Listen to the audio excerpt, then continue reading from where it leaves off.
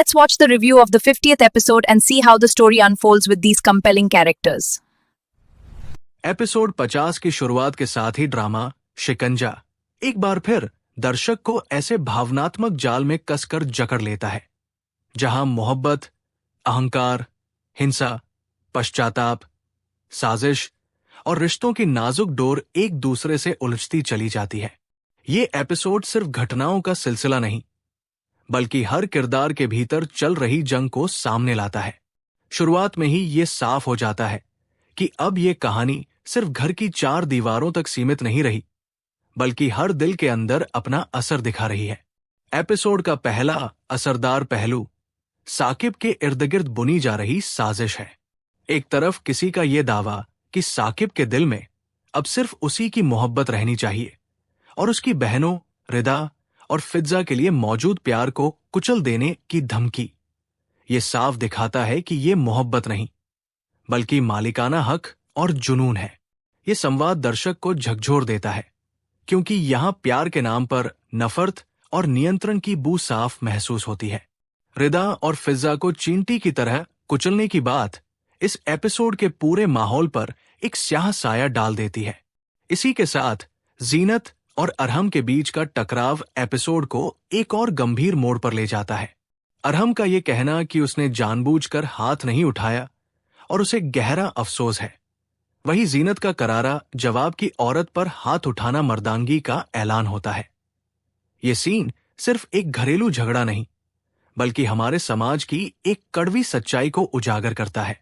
जीनत का अपने आत्मसम्मान पर अडिग रहना और अरहम की सफाई का खोखलापन दर्शक को सोचने पर मजबूर करता है कि क्या माफी हर जख्म का मरहम बन सकती है। अरहम की मां का दखल इस पूरे सीन को एक अलग ही दिशा देता है। वो न सिर्फ अपने बेटे को डांटती है, बल्कि साफ शब्दों में कहती है कि उन्होंने कभी औरत पर हाथ उठाना नहीं सिखाया। सास का अपनी बहू के पक्ष में खड़ा होना इस ड्रामे में एक मजबूत और सकारात्मक संदेश देता है। उनका ये कहना कि शादीशुदा रिश्ते में अहंकार और जिद की कोई जगह नहीं होनी चाहिए और गलती होने पर माफी मांगने में कोई बुराई नहीं, ये संवाद दर्शक के दिल को छू जाता है।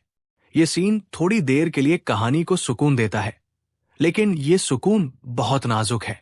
दूसरी तरफ रानी और साकिब के बीच का टेलीफोनिक संवाद एपिसोड की असल चालाकी को उजागर करता है।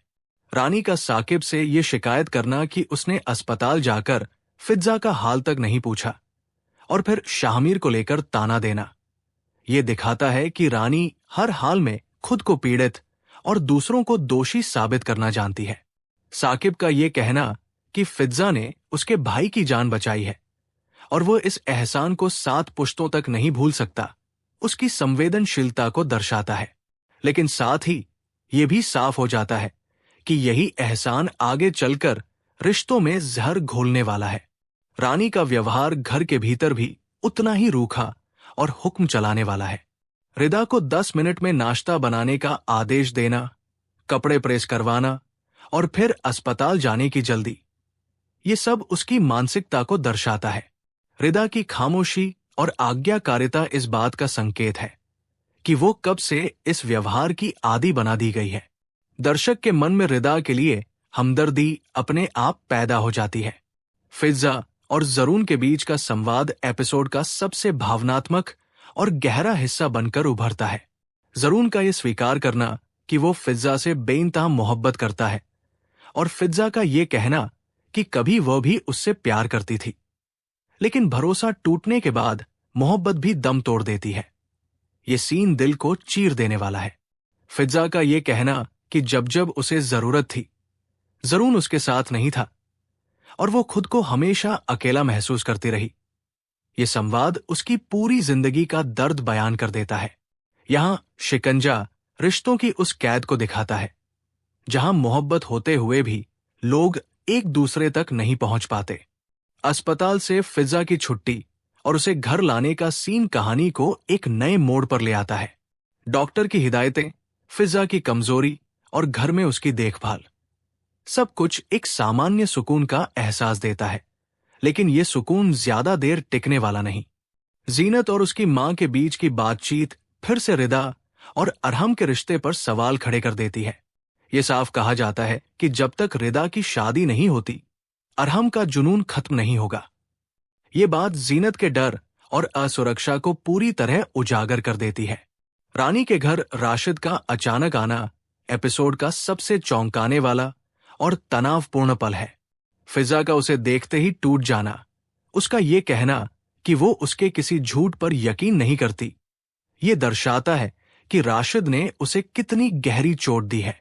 राशिद का ये दावा कि उसने जान बचाने के लिए सब कुछ किया और खुद को कानून के हवाले किया, ये सच्चाई है या एक और कहानी, ये अभी साफ नहीं। लेकिन फिजा का उसे घर से निकाल देना दर्शक को संतोष देता है, क्योंकि वो अब खुद के लिए खड़ी होना सीख चुकी है। रिदा का राशिद को बाहर जाने के लिए कहना और उसका ये कहना कि फिजा पहले से ही बीमार है, ये रिदा के किरदार को और मजबूत बनाता है।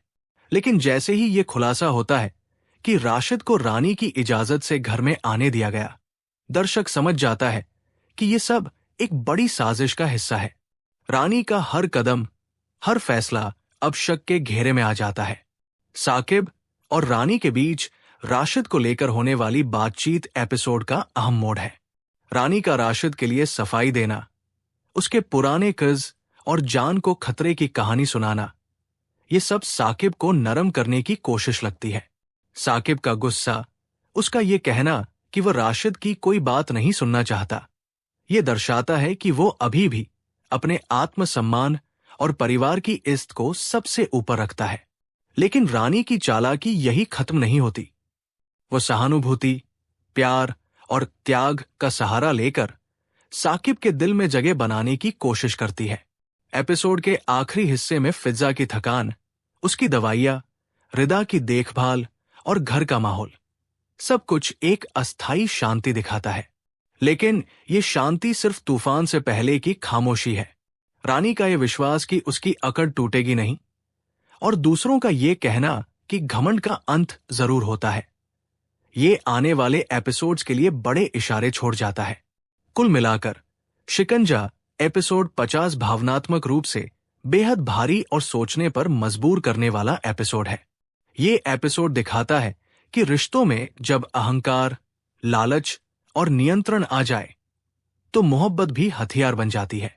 फिजा का दर्द, रिदा की खामोशी, साकिब की उलझन, जीनत का डर और रानी की चालाकी, हर किरदार अपनी जगह पूरी तरह सच्चा लगता है। एपिसोड के अंत तक दर्शक ये महसूस करता है कि शिकंजा अब और कसने वाला है। सवाल यही है कि इस बार ये शिकंजा किसे तोड़ेगा और कौन इससे निकल पाएगा। यही बेचैनी दर्शक को अगले एपिसोड का इंतजार करने पर मजबूर कर देती है।